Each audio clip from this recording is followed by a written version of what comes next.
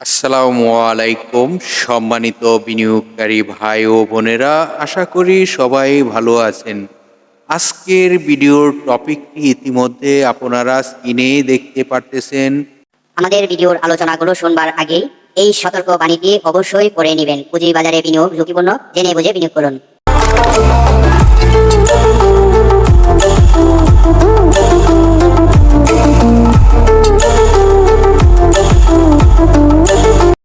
সম্মানিত বিনিয়োগকারী ভাই ও বোনেরা, আপনারা সকলে অবগত হয়েছেন আজকের শিরোনামটি দেখে। লাইফ ইন্স্যুরেন্স সেক্টরের স্টকটি নিয়ে কথা বলবো।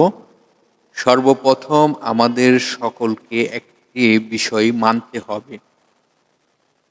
বিষয়টি হলো, আমরা যখন পুঁজিবাজারে বিনিয়োগ করতে আগ্রহী হই, তখন যে স্টকটিতে বিনিয়োগ করতে আগ্রহী হই, অবশ্যই আমাদের সকলেরই মনে রাখতে হবে একটি স্টকে বিনিয়োগ করার পূর্বে আমাদের মাইন্ডটিকে সেট আপ করতে হবে যে স্টকটিতে বিনিয়োগ করতে যাব, অবশ্যই সেই স্টকটিকে যেন সময় দিয়ে বিনিয়োগ করব। এবং আপনাদেরকে আরেকটি বিষয় আজকে স্মরণ করিয়ে দিতে চাই, আমরা কেন লুজার হই। লুজার হওয়ার কারণ হলো, অতি প্রাইস হওয়ার স্টকটিতে বিনিয়োগ করে আমরা কিন্তু লুজার হয়ে যাই। তো আমাদের কিন্তু মাইন্ডে কখনোই আসে না যে স্টকটিতে কখন বিনিয়োগ করলে আমরা প্রফিট করতে পারবো। সেই বিষয়টি আমরা কিন্তু আসলে নলেজই রাখি না। আমরা এখন থেকে যদি নতুন করে একটি প্ল্যানিং করি, আমরা ডাউন ট্রেন্ড অবস্থায় বিনিয়োগ করব, আপ ট্রেন্ড অবস্থায় সেল করব। এই বিষয়টি যদি আপনারা না বোঝেন তাহলে আমাকে কমেন্ট করবেন, অবশ্যই বুঝিয়ে দিব কখন বিনিয়োগ করার স্টকের সঠিক সময়, কখন আপ ট্রেন্ডে আবার সেল করার সময়। এই বিষয়টি আজকে আপনাদেরকে জানানো হলো। আপনারা অবশ্যই কমেন্ট করবেন যে কোনো হাতে স্টক নিয়ে, যে কখন কোন স্টকে বিনিয়োগ করা যায়। তো আজকে যে স্টকটি নিয়ে আলোচনা করব, ইতিমধ্যে আপনারা স্ক্রিনে দেখতে পারতেছেন, পপুলার লাইফ ইন্স্যুরেন্স স্টকটি নিয়ে আলোচনা করব। এই স্টকটির জানাবো সাপোর্ট কোথায় কোথায় তার রেজিস্ট্যান্স রয়েছে। আপনারা জানেন এই কোম্পানিটি 2005 সালে বাংলাদেশ পুঁজিবাজারের তালিকাভুক্ত হয়। এই কোম্পানিটি মার্কেটে তার ক্যাটাগরি রয়েছে, এক ক্যাটাগরিতে লেনদেন চলিতেছে। আপনারা জানেন এই কোম্পানিটির ন্যাবটি খুব ভালো রয়েছে, 92 টাকা 68 পয়সা। কোম্পানিটি আপনারা জানেন তার ডিভিডেন্ড কোয়ালিটি খুবই ভালো। প্রতি বছরই তার 40%ই ডিভিডেন্ড বেশিরভাগ সময় দিয়ে থাকে। আপনারা ইতিমধ্যে যদি কোম্পানিটির ওয়েবসাইটে চলে যান এবং ডিএসসির যে তাদের একটি পেজ রয়েছে, সেই পেজেও কিন্তু আপনারা এই বিষয়টি জানতে পারবেন। আমি এই তথ্যগুলো দেখে বুঝতে পারলাম এই স্টকটির 40% এই স্টক ক্যাশ ডিভিডেন্ড দেন সবসময়। তো তার লাস্ট ইয়ার ক্যাশ ডিভিডেন্ড ঘোষণা করা রয়েছে 38% ক্যাশ। এই কোম্পানিটির টোটাল শেয়ার সংখ্যা রয়েছে কত, সেটি আপনাদেরকে এখন জানানোর চেষ্টা করব। এই কোম্পানিটির টোটাল শেয়ার সংখ্যা রয়েছে 6,28,358টি। কোম্পানিটির পাবলিকের পার্সেন্টেজ কত রয়েছে এখন আপনাদেরকে জানানোর চেষ্টা করব। পাবলিকের পার্সেন্টেজ রয়েছে 62.02%। তো কোম্পানিটি এই পার্সেন্টেজে পাবলিকের হাতে টোটাল শেয়ার সংখ্যা রয়েছে 3,74,77,667টি। তো আপনারা এই বিষয়টি বুঝতে পারছেন। তো এখন জানাবো আমাদেরকে কোথায় তার সাপোর্ট রয়েছে, কোথায় তার রেজিস্ট্যান্স রয়েছে। তো কোম্পানিটি আপনাদের সাথে যে স্টকটি নিয়ে আলোচনা করিতেছি, সেই স্টকটির নামটি ইতিমধ্যে আপনারা সকলেই অবগত হয়েছেন, লাইফ ইন্স্যুরেন্স সেক্টরের পপুলার লাইফ ইন্স্যুরেন্স। তো আপনাদের সাথে এখন যে বিষয়টি গুরুত্ব সহকারে সকলেরই জানা প্রয়োজন, সেই বিষয়টি এখন জানার চেষ্টা করুন। এই কোম্পানিটির সাপোর্ট কোথায় রয়েছে? তার সাপোর্ট রয়েছে 66 টাকা 60 পয়সা। এই কোম্পানিটি তার যদি আরও কারেকশন হয় তাহলে তার শেষ সাপোর্টটি এই কোম্পানিটির রেজিস্ট্যান্স রয়েছে কোথায় সেটি এখন আপনাদেরকে জানানোর চেষ্টা করব।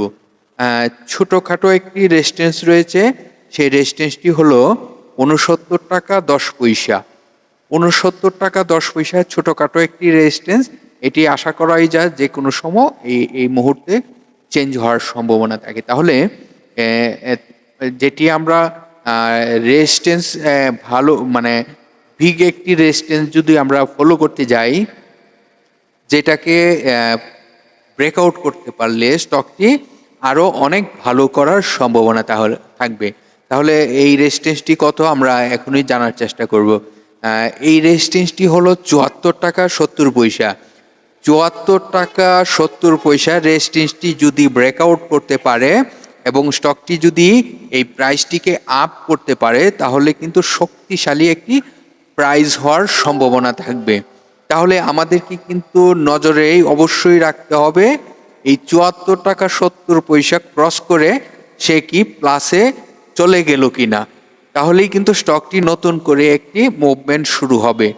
তো সর্বপ্রথম আমাদেরকে কিন্তু ফলোই করতে হবে ৬৯ টাকা ১০ পয়সাকে ক্রস করে ৭৪ টাকা ৭০ পয়সা কি যাচ্ছে কিনা, তাহলে কিন্তু আমরা এই স্টকটির গোপনীয় তথ্যগুলো পেয়ে যাব।